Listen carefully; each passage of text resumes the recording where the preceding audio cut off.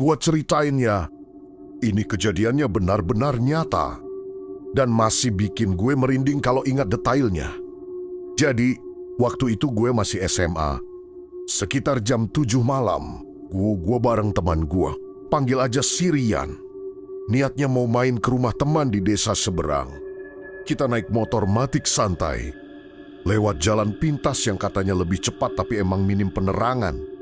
Awalnya sih obrolan kita masih receh. Ketawa-tawi soal tugas sekolah.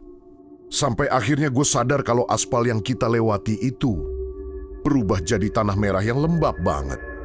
Padahal seingat gue jalan ini tuh aspal halus sampai ujung.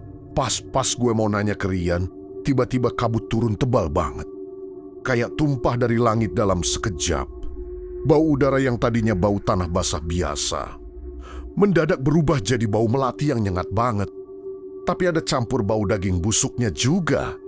Rian yang nyetir mulai panik. Dia bilang remnya agak blong dan gasnya kerasa berat banget kayak ada yang gelantungan di jok belakang kita. Gue coba lihat spion, tapi anehnya di spion itu gue nggak lihat jalanan di belakang kita, melainkan deretan pohon beringin raksasa yang seolah-olah lagi nunduk ngelihatin kita lewat. Malam itu sebenarnya nggak ada firasat apa-apa. Langit cuma kelihatan lebih gelap dari biasanya tanpa ada bintang satu pun. Gue sama Rian berangkat pakai motor Supra bapuknya. Lewat jalan tikus yang membelah kebun jati.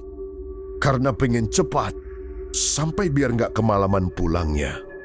Di awal perjalanan, lampu motor masih terang benderang nyorot jalan setapak yang kering. Tapi entah kenapa, setelah melewati satu pohon besar yang dililit kain kuning, suasana langsung berubah jadi dingin yang nusuk sampai ke tulang. Gue sempat nengok ke belakang, dan jalan yang tadi kita lewati itu hilang. Ketutup semak belukar yang tingginya nggak masuk akal buat ukuran tanaman liar. Rian mulai ngerasa ada yang nggak beres waktu dia sadar kalau speedometer motornya mati total. Tapi jarumnya malah muruter nggak karuan kayak baling-baling. Kita mutusin buat putar balik, tapi setiap kali kita mutar, kita selalu ketemu lagi sama pohon besar yang dililit kain kuning itu. Seolah-olah jalanan ini melingkar dan ngurung kita di dalamnya.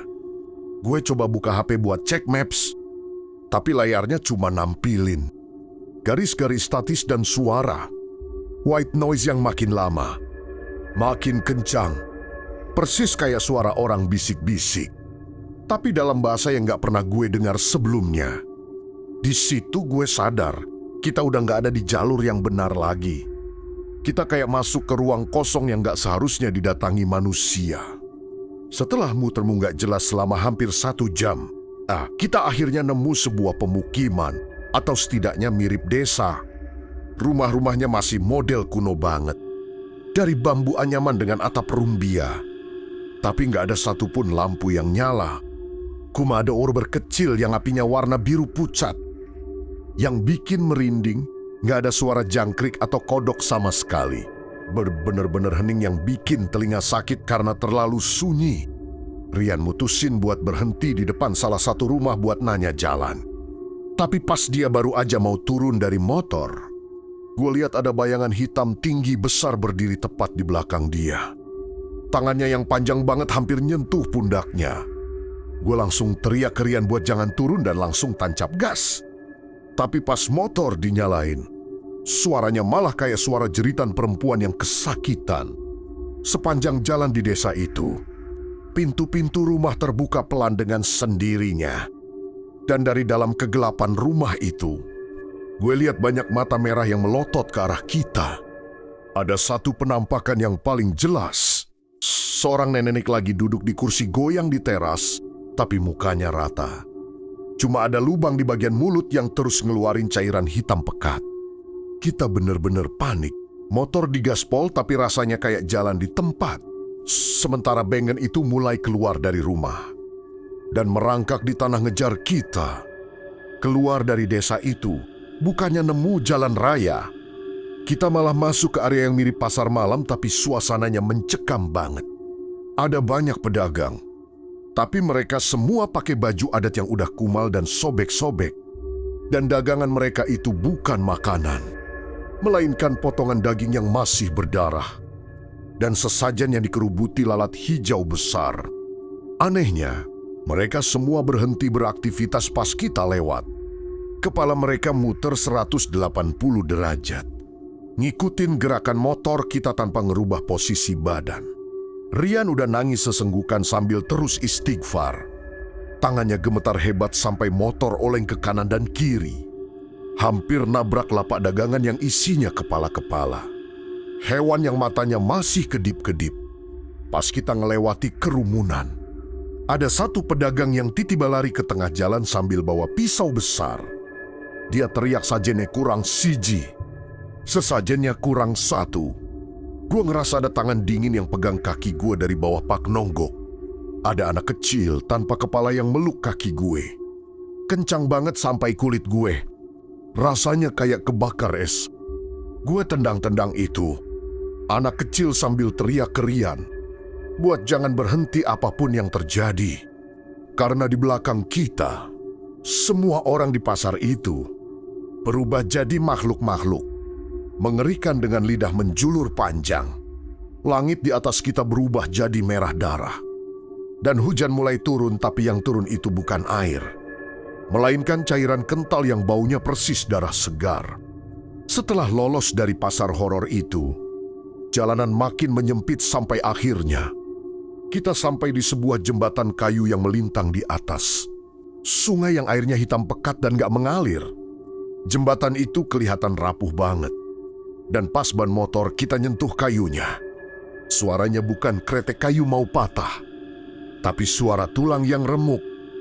Di bawah jembatan, gue lihat ribuan tangan pucat menjuntai keluar dari air. Seolah-olah mereka lagi nunggu ada yang jatuh. Buat ditarik ke dalam kedalaman, sungai yang gak berdasar itu. Bau amisnya banner bikin mual. Dan kabut di depan jembatan itu ngebentuk wajah-wajah. Orang yang lagi nangis minta tolong dengan mata yang bolong. Di tengah jembatan, motor tiba-tiba mati total. Benar-benar mati yang gak bisa di-starter lagi padahal bensin penuh. Di saat itu, dari arah depan jembatan, muncul sesosok pocong tapi kain kafannya hitam legam dan tingginya hampir 3 meter. Dia berdiri diam tapi auranya bikin jantung gue kayak mau berhenti detak. Pocong itu gak loncat, tapi dia melayang pelan mendekat ke arah kita sambil ngeluarin suara tawa yang berat dan menggema di seluruh lembah itu. Rian saking takutnya sampai pingsan di atas setang motor. Sementara gue cuma bisa mematung karena kaki gue benar-benar mati, rasa nggak bisa digerakkan sama. Sekali pas pocong itu mukanya udah tepat di depan muka gue. Pas gue udah pasrah dan merem, tiba-tiba gue dengar suara tabuhan. Gamelan yang nadanya sumbang dan bikin telinga berdenging hebat. Gue paksa buka mata dan pocong hitam tadi udah hilang. Tapi di sekeliling motor kita sekarang sudah berdiri melingkar sekitar belasan orang yang pakai topeng hewan dengan mata yang menyala kuning. Mereka neri-neri kecil sambil bawa obor. Dan di tengah lingkaran itu ada sebuah lubang besar yang ngeluarin asap hijau berbau belerang yang sangat kuat. Salah satu dari mereka yang pakai topeng kerbau maju sambil bawa keris. Dia nunjuk ke arah gue terus bilang, kalau kita adalah tamu yang sudah terpilih untuk tinggal selamanya di sini. Gue coba bangunin Rian dengan cara nampar pipinya keras sampai dia sadar. Dan pas dia bangun, dia langsung jerit histeris lihat orang-orang bertopeng itu. Di saat mereka mulai mendekat buat nangkep kita, tiba-tiba tanah yang kita pijak getar hebat. Dan dari dalam lubang itu keluar sosok raksasa tanpa kulit yang badannya penuh dengan elotot besar yang menggeliat. Makhluk itu tuh ngerai salah satu orang bertopeng dan langsung ngunyah. Kepalanya sampai bunyi kerak yang keras banget. Bikin orang-orang bertopeng lainnya lari kocar-kacir. Gue manfaatin momen kacau itu buat nyoba starter motor sekali lagi. Dan ajaibnya, motor nyala dengan suara raungan yang beda banget. Suaranya lebih mirip suara makan yang lagi marah. Oke, gue lanjutin ya. Di titik ini suasananya udah gak masuk akal lagi. Gue sama Rian Benemer ada di ambang gila antara hidup dan mati. Sementara dunia di sekitar kita itu kayak mimpi buruk yang dipaksa jadi nyata. Setelah motor nyala dengan suara mirip raungan makan itu, Rian langsung tancap gas tanpa mikir panjang. Kita masuk ke area hutan yang pohonnya aneh banget. Batangnya bukan kayu, tapi teksturnya kenyal kayak daging. Dan yang paling bikin mual, dari dahan-dahannya menjuntai jutaan helai rambut hitam panjang yang menjulur sampai ke tanah. Rambut-rambut itu bergerak sendiri seolah-olah punya nyawa. Nyoba melilit leher kita setiap kali kita lewat di bawahnya. Gua harus nunduk sedalam mungkin di punggung Rian. Sambil tangan gue sibuk nepis helai rambut yang rasanya dingin dan lengket. Bau minyak ororing yang udah busuk. Ketegangan makin memuncak pas ada satu lilitan rambut yang berhasil nyangkut di helm gue dan narik kepala gue ke belakang dengan kekuatan yang gede banget. Motor sempat oleng dan di sela-sela pepohonan itu, gue lihat sesosok perempuan berbaju putih lusuh tapi nggak punya kaki terbang. Sejajar sama motor kita dengan kecepatan yang sama. Mukanya ketutup rambut, tapi suara tawanya jelas banget masuk ke telinga gue.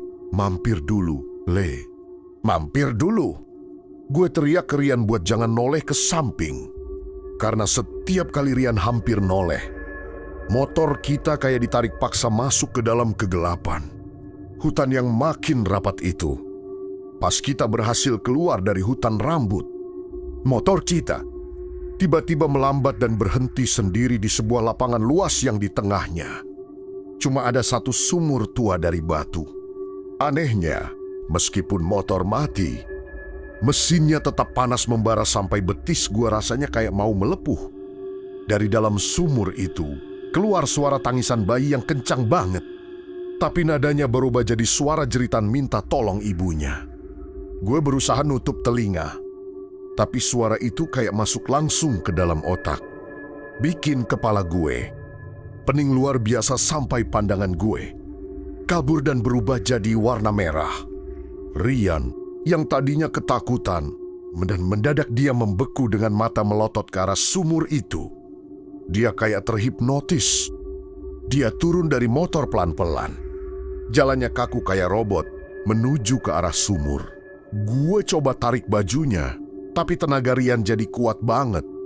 Dia sempat nengok ke gue dan gue kaget setengah mati karena matanya udah gak ada putih lagi, cuma hitam legam.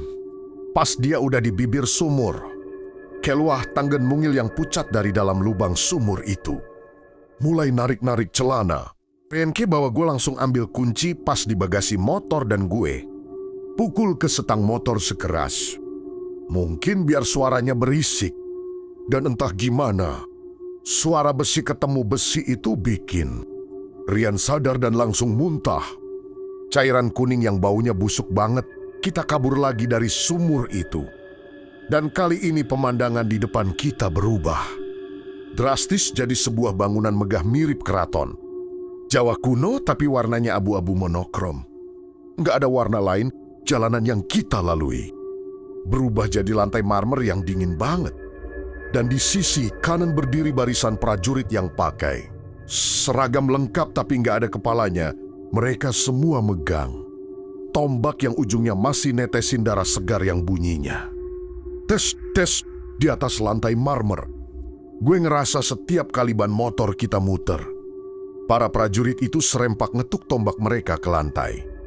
Bikin bunyi dentuman yang getarannya kerasa sampai ke ulu hati.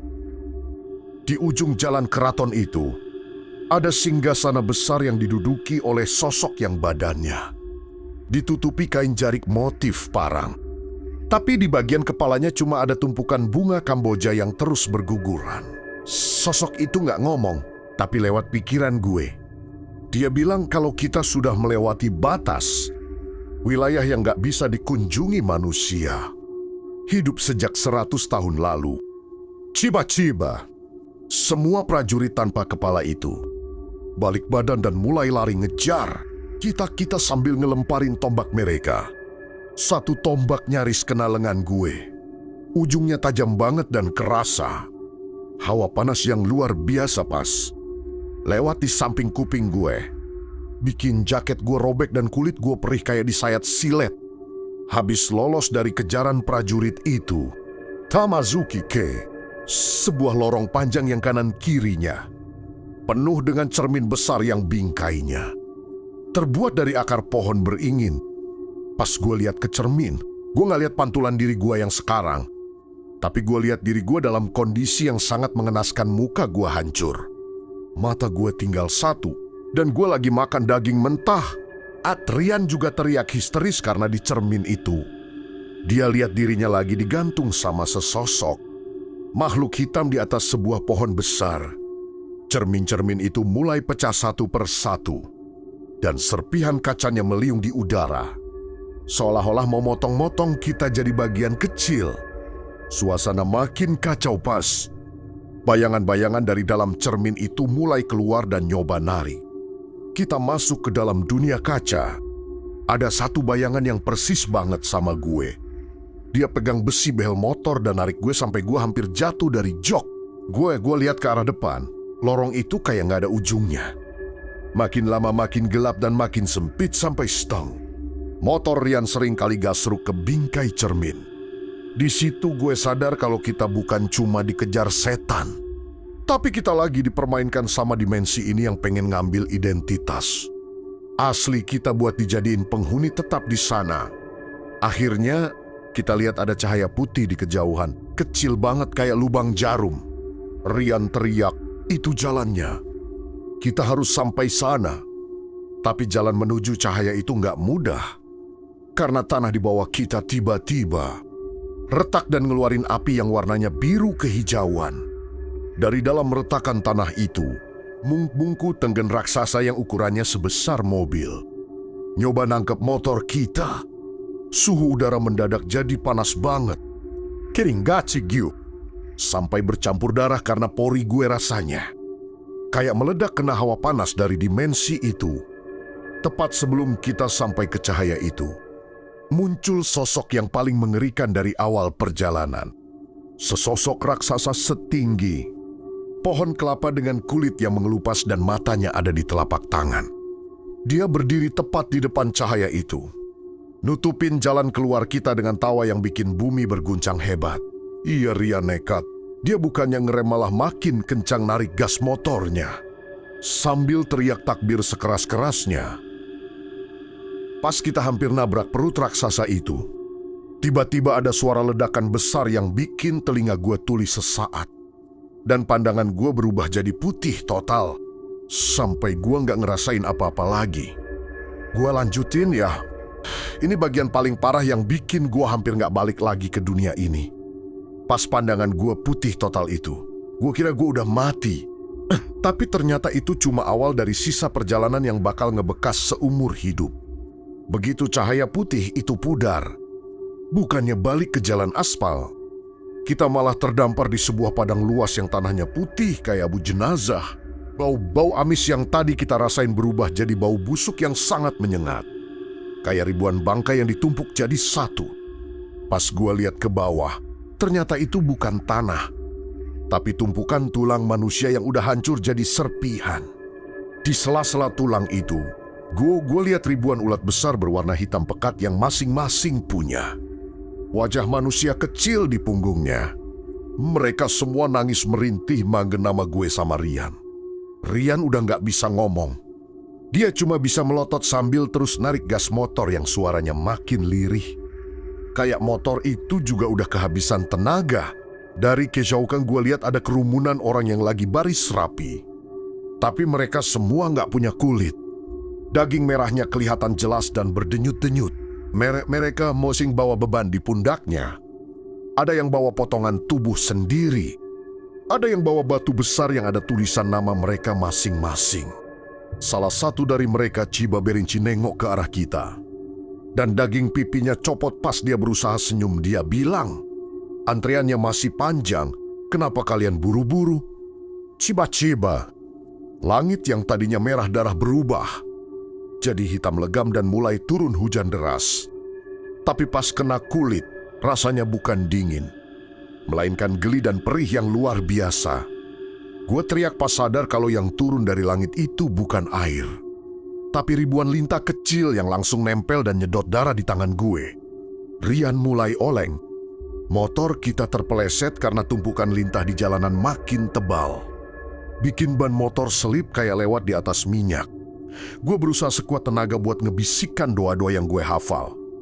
Tapi mulut gue rasanya kayak dijahit. Nggak bisa kebuka sama sekali di atas kita. Awan-awan itu ngebentuk tangan raksasa yang seolah-olah lagi meremas langit. Sampai langit itu kayak mau runtuh nimpa kita.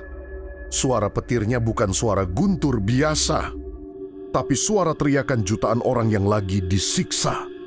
Keras banget sampai telinga gue ngeluarin darah. Setiap kali petir nyambar, gue lihat bayangan sosok tinggi besar tanpa kepala berdiri di tiap sudut padang itu. Mereka semua pegang cambuk api yang sekali sabetannya bikin tanah tulang itu meledak.